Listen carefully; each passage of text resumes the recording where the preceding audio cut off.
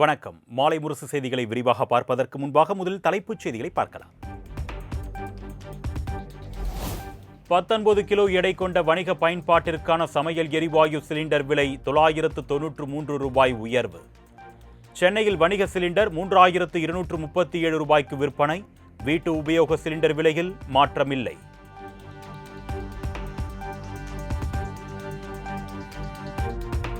தேர்தலுக்கு முன்பே கணித்தது போல் வணிக கேஸ் சிலிண்டர் விலையை உயர்த்தியதற்கு முதலமைச்சர் மு.க.ஸ்டாலின் கண்டனம்.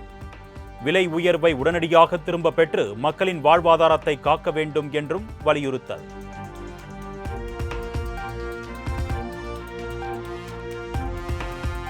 விலைவாசி உயர்வு நாயகன் பிரதமர் மோடியின் வசூல் வேட்டை தொடர்கிறது என்று காங்கிரஸ் விமர்சனம்.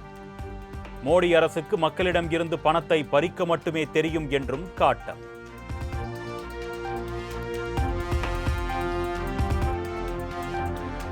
தேர்தல் முடிந்துவிட்டதால் வணிக சிலிண்டர் விலையை மத்திய அரசு உயர்த்தியிருப்பதாக ராகுல் காந்தி குற்றச்சாட்டு. வணிக சிலிண்டர் விலை உயர்த்தப்பட்டது போல் அடுத்து பெட்ரோல் டீசல் விலையும் உயரும் என்றும் எச்சரிக்கை.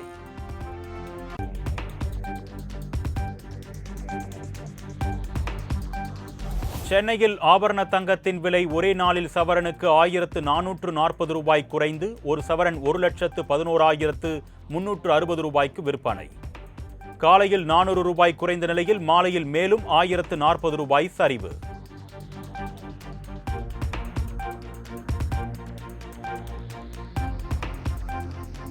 தமிழகத்தில் வேலூர், திருச்சி, ஈரோடு உள்ளிட்ட 12 இடங்களில் சதமடித்த வெயில்.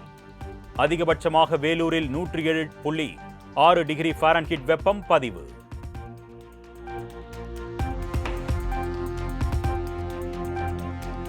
தமிழ்நாட்டில் இயல்பை விட 2 முதல் 3 டிகிரி செல்சியஸ் வரை வெப்பம் பதிவாக வாய்ப்பு. வெப்பநிலை அதிகரிப்பால் ஒரு சில இடங்களில் அசௌகரியம் ஏற்படக்கூடும் என்றும் சென்னை வானிலை ஆய்வு மையம் தகவல்.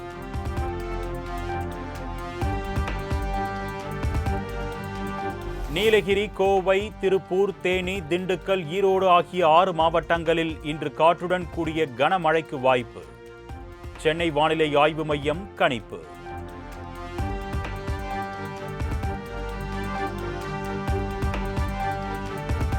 நீலகிரி, கோவை, திருப்பூர், தேனி உள்ளிட்ட 8 மாவட்டங்களில் நாளை கனமழை பெய்யக்கூடும். வரும் 3, 4 ஆகிய தேதிகளில் பல்வேறு மாவட்டங்களில் கனமழை பெய்யும் என்றும் வானிலை ஆய்வு மையம் அறிவிப்பு.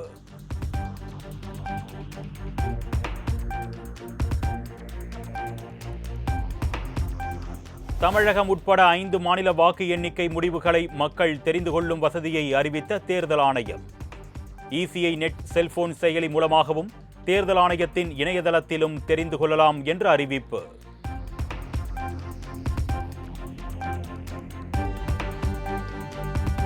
திமுக தொண்டர்களின் உழைப்புக்கான பலன் வரும் 4ஆம் தேதி கிடைக்கும். தமிழகத்தில் திமுக மீண்டும் ஆட்சி அமைக்கும் என்றும் முதலமைச்சர் மு.க.ஸ்டாலின் நம்பிக்கை.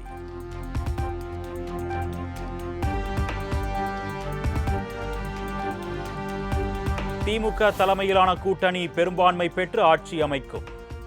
நம்பிக்கையோடு தேர்தல் முடிவுகளுக்காக காத்திருப்பதாக மதிமுக பொதுச் செயலாளர் வைகோ பேட்டி.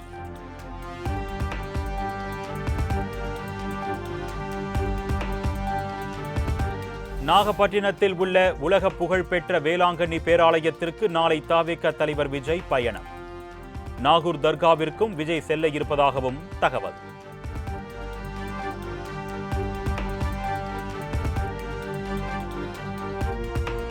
200 தொகுதிகளில் திமுக கூட்டணி வெற்றி பெறும் என்பதில் எந்தவித மாற்றமும் இல்லை என்று செல்வ பெருந்தகை திட்டவட்டம். சில நிறுவனங்கள் வெளியிடுவது கருத்து கணிப்பு அல்ல, கருத்து திணிப்பு என்றும் காட்டம்.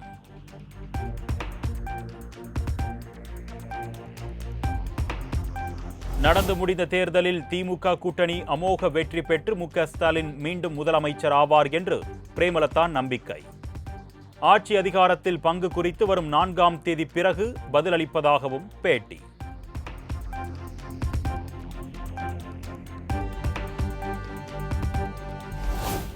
உறுதியளிக்கப்பட்ட ஓய்வூதிய திட்டத்தை அமல்படுத்தும் வகையில் தேவையான விதிகளை வகுத்து அறிவிக்க கோரிய மனு. 8 வாரங்களுக்குள் பதிலளிக்க தமிழக அரசுக்கு சென்னை உயர்நீதிமன்றம் உத்தரவு.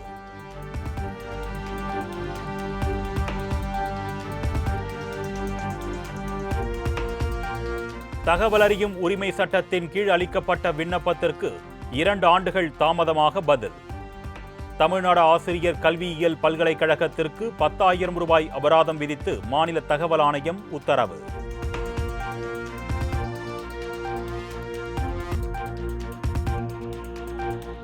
கொடைக்கானலில் நாளை முதல் 2 நாட்களுக்கு தூண்பாறை, குணா குகை, பைன்மரக்காடுகள் உள்ளிட்ட பகுதிகளுக்கு கட்டணமின்றி செல்லலாம்.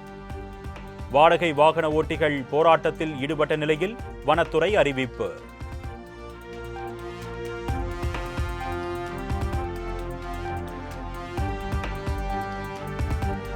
கோடையை கொண்டாட நீலகிரி மாவட்டம் உதகைக்கு படையெடுக்கும் சுற்றுலா பயணிகள். நெரிசலை தவிர்க்க போக்குவரத்தில் மாற்றம் செய்து மாவட்ட நிர்வாகம் நடவடிக்கை.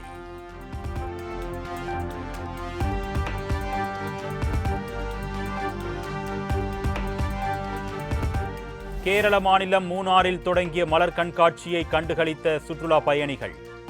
மலர்களால் உருவாக்கப்பட்ட டைனோசர், யானை போன்றவற்றை கண்டு மக்கள் மெய்சிலிர்ப்பு.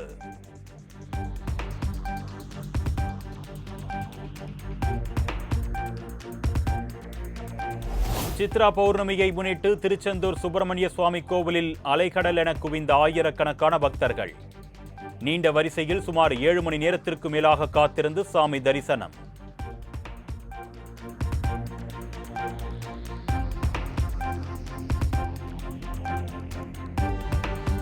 சித்ரா பௌர்ணமியை முன்னிட்டு குமுளி அருகே பச்சை பட்டுடுத்தி காட்சியளித்த கண்ணகி தேவி.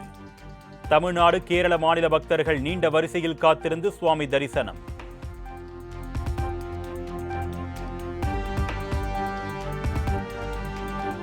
மசினகுடி மாயார் சாலையில் சென்ற சுற்றுலா பயணிகளின் காரை ஆக்ரோஷத்துடன் தாக்கிய காட்டு யானை. நெஞ்சை பதற வைக்கும் வீடியோ காட்சி வைரல்.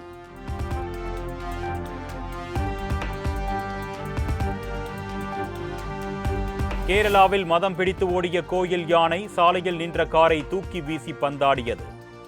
காருக்குள் இருந்த ஒருவர் உயிரிழப்பு, மேலும் ஒருவர் படுகாயம்.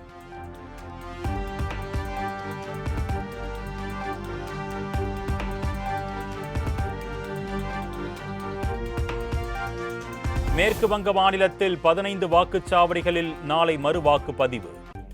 வன்முறை, வாக்குப்பதிவு இயந்திரங்களை உடைக்க முயற்சி மற்றும் முறைகேடுகள் நடந்ததாக புகார் எழுந்த நிலையில் இந்திய தேர்தல் ஆணையம் அறிவிப்பு.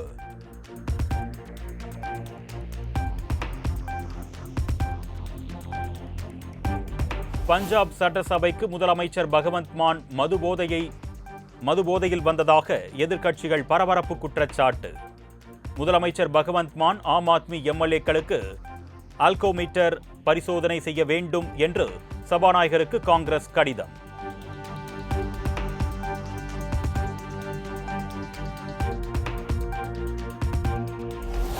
நடப்பாண்டு ஏப்ரல் மாதத்தில் இந்தியாவின் ஜிஎஸ்டி வருவாய் இதுவரை இல்லாத அளவில் 2,43,000 கோடியாக உயர்வு.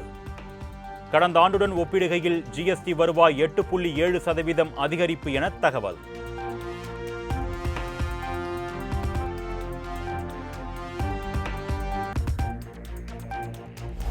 விமான எரிபொருள் விலை உயர்வு எதிரொலியாக ஹஜ் பயணத்திற்கான விமான கட்டணத்தை 10,000 ரூபாயாக உயர்த்திய இந்திய ஹஜ் கமிட்டி. திடீர் கட்டண உயர்வால் ஹஜ் புனித பயணிகள் அதிருப்தி, எதிர்க்கட்சிகள் கடும் எதிர்ப்பு.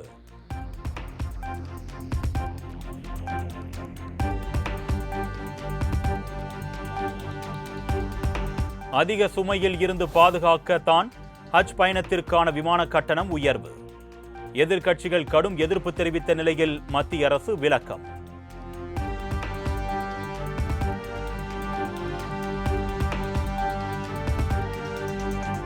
மும்பை விமான நிலையத்தில் விமான தாமதம் மற்றும் ரத்தானதால் நூற்றுக்கணக்கான பயணிகள் அவதி.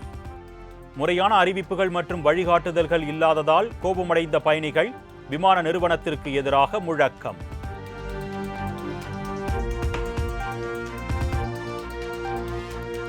சர்வதேச விமானங்களுக்கான எரிபொருள் விலையை 5% உயர்த்தியது மத்திய அரசு. எரிபொருள் விலை உயர்வால் சர்வதேச விமான டிக்கெட் விலை உயர வாய்ப்பு.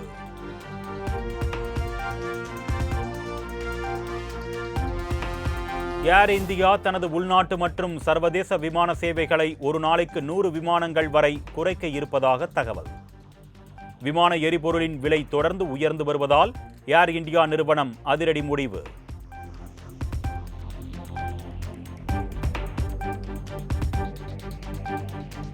மத்திய பிரதேசத்தில் தாலி கட்டும் நேரத்தில் மணமேடையில் இருந்து கீழே குதித்து காதலன் கழுத்தில் மாலையை போட்ட மணமகள். கோபத்தில் திருமணத்தை நிறுத்தி பாதியிலேயே மணமகன் வெளியேற அனைவரும் சேர்ந்து காதலனை சரமாரியாக வெளுத்துவிட்டதால் பரபரப்பு.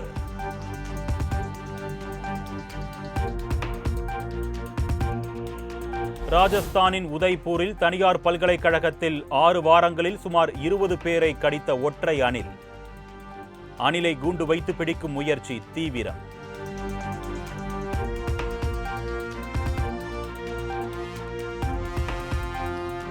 இலங்கை இந்தியா இடையேயான பாக் நீரிணையை நீந்தி கடந்த உலகின் மிக இளம் வயது வீரர் என்ற சாதனையை படைத்த 7 வயது சிறுவன் 29 கிலோமீட்டர் தூர கடல் பகுதியை 9 மணி நேரம் 50 நிமிடங்களில் நீந்தி கடந்து ராஞ்சியைச் சேர்ந்த சிறுவன் உலக சாதனை.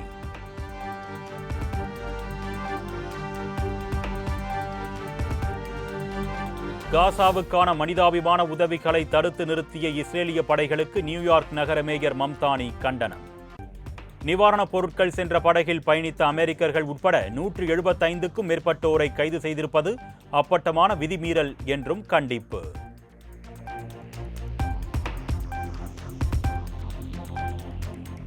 பாகிஸ்தானைச் சேர்ந்த 15 ஊழியர்களை டிஸ்மிஸ் செய்த ஐக்கிய அரபு அமீரக ஏர்வேஸ் விமான நிறுவனம். வளைகுடா போரில் ஈரானுடன் பாகிஸ்தான் நெருக்கம் காட்டுவதால் அதிரடி நடவடிக்கை.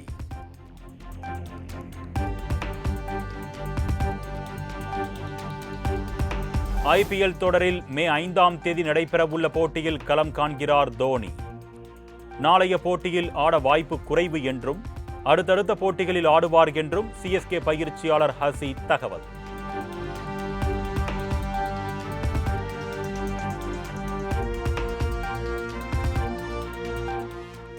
தோள்பட்டை காயம் காரணமாக அடுத்த 1 மாதம் சர்வதேச கிரிக்கெட் போட்டிகளில் நியூசிலாந்து வீரர் மிச்சல் சாட்னர் விலகல். அயர்லாந்து அணிக்கு எதிரான டெஸ்ட் தொடர் மற்றும் இங்கிலாந்துக்கு எதிரான முதல் டெஸ்டிலும் விளையாட மாட்டார் என அறிவிப்பு.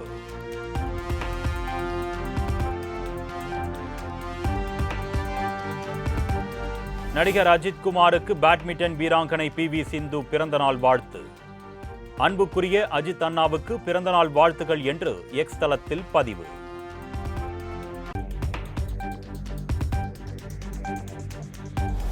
எனக்கான காலம் வந்துவிட்டது. வரும் 4ஆம் தேதி சட்டமன்ற தேர்தலுக்கான வாக்கு எண்ணிக்கை நடைபெறவுள்ள நிலையில் த்ரிஷா இன்ஸ்டா பதிவு.